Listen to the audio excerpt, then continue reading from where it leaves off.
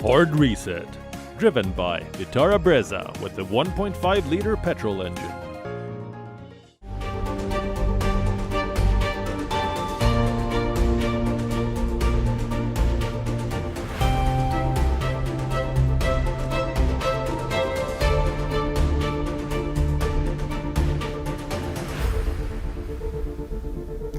Hello and a very warm welcome. I'm Akanksha Swaroop. You're watching Hard Reset Cinema after COVID-19. Now, from a global perspective, India's film industry represents the country's soft power.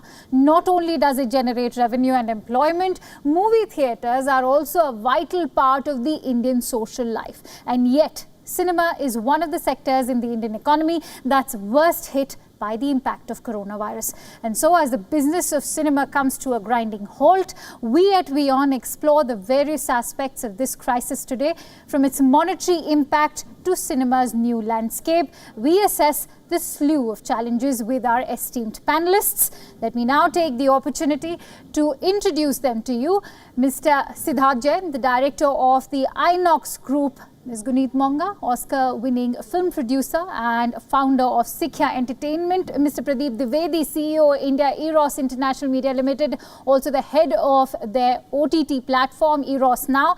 I'm also joined in by Indian actor Mr. Kabir Bedi. A very warm welcome to all of you. Thank you so much for sparing your precious time. Now, the excitement of a fresh Friday release is being sorely missed. I don't even remember when was the last time I watched a film in a theatre. I think it was Chhapak. Guneet, if I may ask you, when was the last time you watched a film in a movie hall?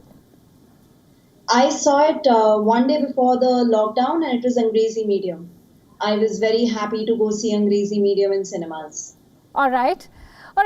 And speaking of the impact of coronavirus now on the whole sector of, say, film, as far as the film industry is concerned, so that to get a sense of the figures, what is the estimated monetary impact of this crisis and how are multiplexes and cinema halls coping with it? Also, when can we expect theatres to reopen?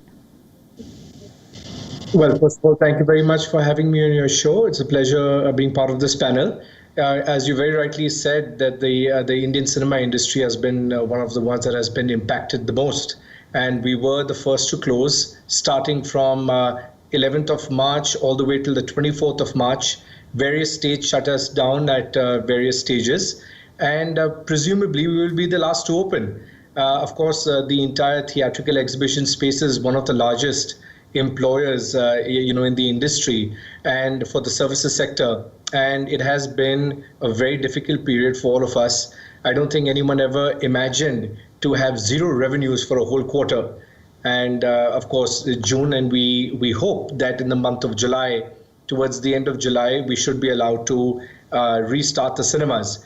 That's basically because the government allowed malls to open from the 8th of June onwards. And it is our assumption that in 6 to 8 weeks from the times when malls have been allowed to open, I think the cinemas will be allowed to open as well. From a monetary loss perspective, on an average, I think the Indian cinema industry from a box office perspective did about 1,000 crores a month. And with ancillary revenues on top of that, another 500 crores a month. So in these 3 months alone, or 3.5 months, we've already lost about 5,000 crores as the entire cinema exhibition sector. And of course, all the stakeholders around that, including the filmmakers. Right, 5,000 crore. That's like a huge amount, especially when you're just talking about exhibition per se. So, Guneet, we were speaking to Siddharth. As far as the exhibition bit is concerned, he stated a rough figure of 5,000 crore. How has the industry dealt in terms of stall production and distribution? I mean, everything just came on a complete standstill, and there were fairly big films that were the biggest films of the year slotted to release in this quarter. So it was from Suryavanshi to 83 in South. It was Surya Rai Potru, Master in Tamil. So there were lots of big films ready to release in this phase. And that has clearly impacted us in a big way. But also all the stalled productions has brought in a new challenge of survival for many daily wages. For many people, it's been very, very hard. And productions, including TV, films have come to a complete standstill. So I won't have a number, but I do want to say that it has been an extremely, extremely challenging, and it's kind of a new problem that we are all dealing with. Have never faced something like this before.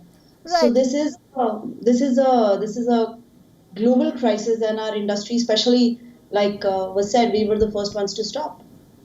Right, it's interesting that you mentioned daily wage earners. That actually brings me to my next question, which I'd like to take from Mr. Kabir Bedi. Kabir, how is the industry helping people involved with the production of TV shows and movies in terms of job security, etc., especially the daily wage earners, as Guneet also mentioned?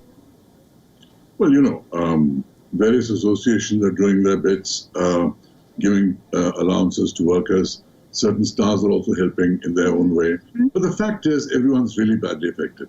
This is a pandemic that's affected the whole world, and we are all in it together. Now, even though less than 1% of the world's population is infected, 99% of the world's population is affected. And we have to get used to a whole new post-COVID world, a world which will never be like the good old days again. We have to adapt to a whole new environment. And the fact of the matter is, right now with shootings, etc., being talked about, government saying, okay, we'll give you permission, then certain people saying, no, not right. Things haven't even started properly right now. Some producers have gone to green zones in Gujarat, like Umbergaon, etc. Production started again in Hyderabad, in Karnataka, in Kolkata, various places.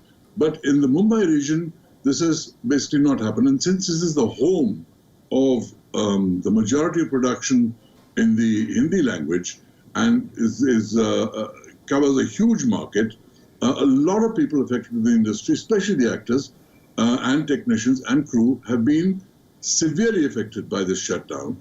And whether they're daily wage earners or not, even if they're contract actors, all of their incomes have stopped. And the fact of the matter is, business has to get back to a functional level in every industry, not just the film industry. And we have to find ways to make this work with adequate safeguards. But business has to go on, because in this industry, the worst affected we know are the theatres, then the distributors, then together production and actors. The OTT and TV people actually might even benefit in the medium term, but in the short term, they still have various things under production which are stopped. So right. The whole industry is affected by this. It's interesting that you mentioned how theatres and cinemas have been affected. On that bit, I'm going to actually go to Siddharth for this question. Siddharth, the OTT platforms, talking of the changing landscape of cinema, have of course led to a paradigm shift. Now, in terms of business, what has that meant for the multiplexes and cinema halls? So I won't call it a paradigm shift. I would just call it, where it's not an equal battle. When the theaters are not operational, there is no other place to go other than OTT. I think what would be fair to compare is when the theaters are operational. All right, so there's no comparison at the moment. Yeah, so it's a bit unfair. And I think content owners who might be under certain financial pressures are looking to OTT to release their content, and nothing wrong with that. But it's just that our theater owners are also suffering at this point in time. And when we are allowed to open in July, hopefully, we do need content, fresh content to show. Most people would only come to a movie cinema to watch new content. And we would hope that the entire content creators, the filmmakers, would stand by us, and most of them have. All the big films, 83, Suryavanshi, etc., Coolie #1, they have all committed to stay back and do the theatrical release. So we really appreciate the support, and we can't wait to welcome everyone back to the movies. Right, let's hope cinema remains as timeless as it has always been. And speaking of OTT, let me actually bring in Pradeep on that note. Pradeep, if I could bring you in on this, what's the silver lining to the overall cinematic process, creative or financial, in terms of the video streaming services? So, there is a supply side equation of this ecosystem, which obviously has been impacted severely as Guneet and some of the others, as Kabir also pointed out, it is a reality that the fresh production of movies, web originals, and series has got severely, debilitated because we can't really go out and shoot, and the permissions that are coming in aren't really adequate enough for us to put the productions back on schedule. But in terms of demand and the consumption side, we have seen an extraordinary growth in the platforms, and I think that is more a constraint of the time rather than anything else. People are locked up at home. They really don't have too many alternatives. And for lack of alternatives, you see a much greater level of engagement with streaming platforms. And going beyond the initial screens of the top marquee movies and content that's available, people are trying to discover deep content which is lying inside. In fact, going back some to legacy content and older content that appeals to sensibilities, which, at least the middle-aged population would have sort of grown up seeing. And also just the sheer diversity of various genres that are now getting, attention of the people in the OTT streaming platforms. That's working very well. But I think it would be unfair to kind of assume that the OTT benefit or gain is a temporary phenomenon or it is something that is a flash in the pan caused primarily by the pandemic. I think if you look at the last 10 years trend, the whole concept of digital consumption of entertainment content has really been accelerating. I think the march of technology never really stops. From single screen theaters and movies releasing on a weekend in a limited number of screens, you went on to multiplexes and you had VHS, DVD, VCDs coming in. And this is just another technology that kind of is the prevailing technology at this point of time. And who knows, going forward, we will have augmented reality, virtual reality, where people will actually be able to engage with the cinema in a completely different experience. So the way we look at it is that this is an opportunity to reset your priorities in terms of investment on multiple fronts, on technology and on content plan. As long as we keep telling compelling stories, it will definitely be meaningful. That's a very interesting point, Pradeep, that you've made. I'd actually like to ask Siddharth if he agrees with you. Siddharth, do you think that there can be a sort of synergy that can be brought in between OTT platform and traditional cinema? Personally, I'm a consumer of OTT and I love some of the short feature programs, the series that they are. There is some content like Game of Thrones, which I think, deserve to be shown on a big screen. I think there are certain genres of content that are made for OTT, whether it's the drama series and so on and so forth. But, to be honest, at the end of the day, it all depends on the content creator and the filmmaker, and at the same time, the consumer. What is it that they want? Does a content creator and all their stakeholders, including the actors around it, if they want to be shown on a big screen, so be it. If they prefer to be shown on a home viewing option, so be it. And similarly, a consumer can decide what kind of content would they rather see on the big screen and what kind of content would they rather see on OTT. In addition, I think OTT has been a big help to the theatrical business. Because in fact it has brought in a lot more revenue into the entire filmmaking stream, which is encouraging more films to be made and better quality films to be made. It's all about the quality of the script and storytelling at the end of the day that's going to bring in the consumers. So the more money that flows into the entire value chain, it helps everybody. And the current windowing that exists with a movie first releasing theatrically and then going to OTT really helps the filmmaker take out maximum value for the film as well. It's very interesting to see how you've actually called the OTT platforms as an additional asset to the cinema industry. On that note, Guneet, during the lockdown, in terms of content for the OTT, be it Gulabo Sitabo, Choked, or even Bhosle, we've seen a plethora of digital releases. How has digital streaming impacted film promotions and the overall craft of cinema for somebody like you, per se, who's a producer? So I would say, as an independent producer, OTT has been a advantage from making a film like a short documentary like Period End of Sentence that Netflix put out in 190 plus countries, ended up starting a whole movement. It was a global movement that we were part of by a short film. But, that is something that is the power of OTT for that particular size of content. It was something that we saw a phenomenal outreach. And for a cinematic experience, when you see films like Gravity, you see, where you need a cinema experience. I think cinemas have played a vital role in continuing and letting us dream and tell our stories and reach out to and get people involved very deeply in the in the experience of cinema. I think that's what a lot of filmmakers strive to, is creating experiences. Having said that, OTT coming in and having a lot of original movies, I think has empowered a whole lot of independent filmmakers. It's also expensive for independent filmmakers to reach cinemas. You know, films like Bhosle, films like the Yugli films of Saregama. It is an expensive cost of distribution, of marketing to reach to cinemas. So OTTs, the emergence of OTTs has just added a whole avenue for a lot of younger filmmakers to continue being encouraged to tell their craft, to be, for a lot of first-time directors to be able to tell their stories. So it is, I think there is advantages of both the elements, and as a producer, one needs to realize what is the best for the content and for the outreach of the length and of the size of the content. All right. Now, speaking of digital streaming, let me also go back to Pradeep. Pradeep, how will the role of film certification authorities change as more movies release on OTT platforms, which so far has also been an uncensored medium? See, I think there are two ways to look at it. One is that clearly there is a kind of content which because it's placed in server overseas, allows people digital access on a universal basis, and there isn't significant enough dominion control of the central board of certification of any particular country. And I think that trend will continue to be there. Having said that, I think in India, at least the streaming platforms such as ourselves and some of the others who are there are also adopting self-governance code of conduct to make sure that we are not transgressing norms that is anathema to our society and our culture, that we are able to produce content and clearly have advisories around age certifications, etc. there. Bottom line is that all the movies that are going straight to OTT or the movies that have traditionally been playing on OTT platforms have all had their censor certifications. And we have not taken any of the unedited version or uncensored versions of movies in terms of playing that. But having said that, there is a lot of content outside of movies, especially on web original series, where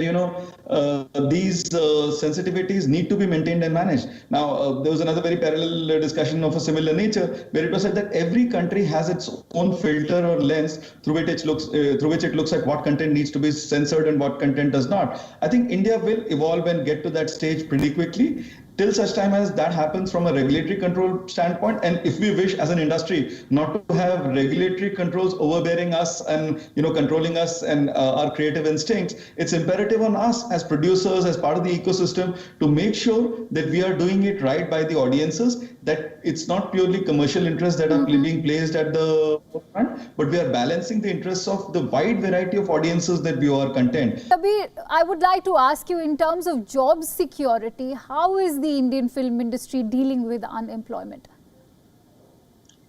Well, job security is of various kinds. One is a financial job security. Right now, I think what people are more concerned about is physical security. Because whereas a lot of actors can take considered adult decisions and say, I'm willing to take the risk provided safeguards are in place to go and shoot a scene, right. The real question comes, what happens if you're asked to walk through a crowd scene? What happens if you're asked to do a choreographed scene which involves all kinds of people in your proximity? What are the safeguards there? Because ultimately people are concerned about their health. And whereas I accept nothing in life is risk-free, but the fact of the matter is this is a highly infectious virus, and therefore we have to find ways not to impact the livelihoods and the health of actors, junior or senior artists, who will be put in situations where they are potentially open to danger. I'm going to come to that aspect also in terms when we speak about social distancing as the new norm. But Siddharth, has the Multiplex Association of India raised any demands to the government? How responsive has the government been? So, we had raised certain demands from a financial perspective to help out the industries, especially all the employees that we have. And, we're just one of the hundreds of industries that have made representations to the government. We've had multiple discussions with them. They've been extremely supportive, but we can't expect any financial incentives at this stage unless the government is going to have to address a plethora of industries, not just ours at the same time. We have been representing to the government all the safety norms that we plan on following as well. When we are allowed to open, various state governments have approached us, asking us to define those, which we have, and we intend on following those extremely strict guidelines when we are allowed to open. All right. Now, I'll have to quickly jump on to the topic of social distancing. I was talking about it with Kabir. How will social distancing impact actors, especially in terms of hair and makeup? How are actors taking to this new normal? Do they have any reservations? Well, essentially, I really don't see that being a problem with makeup and hair people, because obviously people know they're going to be in proximity. There can be sufficient safeguards put into place that your makeup person or your hair person is either not in any position to give you that. And we assume that in general, people come with good intentions, are not deliberately spreading anything, but the spread, inadvertent spread, can also be controlled. That's not the worry. The worry is going into situations where there are a lot of people, crowds, for instance, crowd scene. You're walking through a car, you're dealing with groups of people that you're weaving through. Those are the things that really is something that we really need to be careful about. And I'm not sure what the answer is, but I think with a little goodwill on everybody and a little care on people being careful, this can be done. Nothing in life is risk-free. It can be reduced to the level of an acceptable risk, and that's all that's really needed. And speaking of acceptable risk, actually, let me take this question from Guneet. The new shoot guidelines come with a lot of restrictions, which can make shooting difficult as well. How ready are the actors, producers and directors for this new shooting arrangement, Guneet? Most importantly, are these guidelines even practical? A couple of ad shoots have happened in Film City, and to see those pictures and to see everybody wearing PPE kits, maintaining social distancing, it is something again a very new world order. I keep hoping that we are all one vaccine away from being normal and going back to our original lives. But as the industry needs to open up and the shoot needs to start, I think this is a large part of our conversation right now of setting up temperature checks, oximeters at the set, of setting up, I think as a producer, we need to be far, far more planned. It is a huge responsibility on the producer for safety of everyone. Right. There is a conversation that's happening. I understand the TV community was planning to get started, but there is still a lot of conversation that is going on. I don't think we have a clear answer if we can down to flaws. Perhaps effective planning is going to be the answer. I'm running short of time, but there's so much I want to talk about with you people. So let me also touch upon the creative aspect. Guneet, every crisis paves way for more creativity. We have been confronted with an unprecedented scenario. Do you think it will also impact movie making, the craft of filmmaking? Should we now expect more realistic cinema, perhaps based on pandemics? I think movies is an experience, and I just wanted to say, because we are all gathered here to talk about cinemas and theaters, I personally don't feel the cinemas will go anywhere or they are threatened. Yes, this is a tough phase. This has been a very tough quarter, but we love our movies and we will all bounce back. I think, yes, the stories will be impacted as long as the virus is there.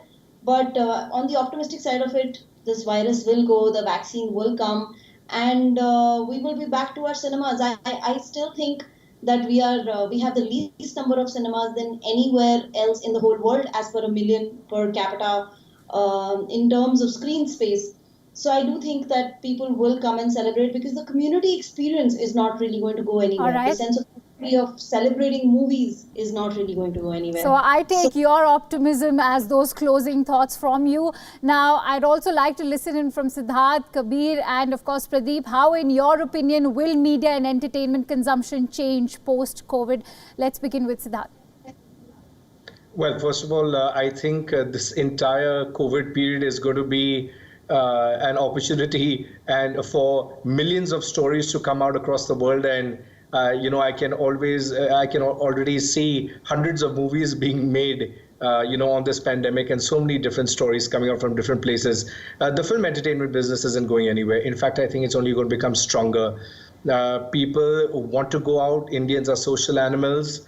Of course, people do feel safe at home, and we are committed at Inox to making you feel as safe as you are at home at Inox. So I do feel that that the film exhibition business is just going to get stronger and stronger going forward. Right. Pradeep, your thoughts? Clearly, I'm a firm believer of human resilience, and I think the human interest stories that will emerge from here will make us better as film producers. It is going to be very interesting. We do hope that there's light at the end of this tunnel. Kabir, your thoughts? My thoughts are, I won't get into the exhibition and distribution side of it, but this time that the lockdown has given us will certainly create some amazing stories, and not just stories about the lockdown and COVID, stories in general, because normally writers and creative people are so under pressure to perform and deliver and give scripts on time and try and find ways to sell it. This has been a time where you could take the time and really use that time to create great stories without the pressure on your head of having to deliver something tomorrow or next week. And I believe great cinema will come out of the lockdown and the time created by the lockdown.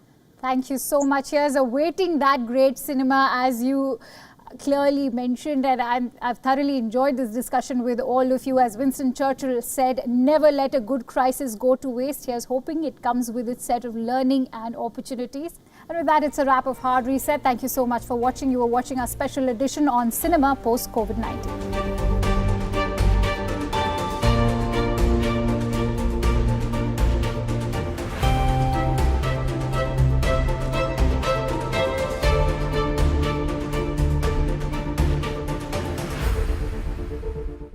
Hard Reset, driven by Vitara Brezza with a 1.5-liter petrol engine.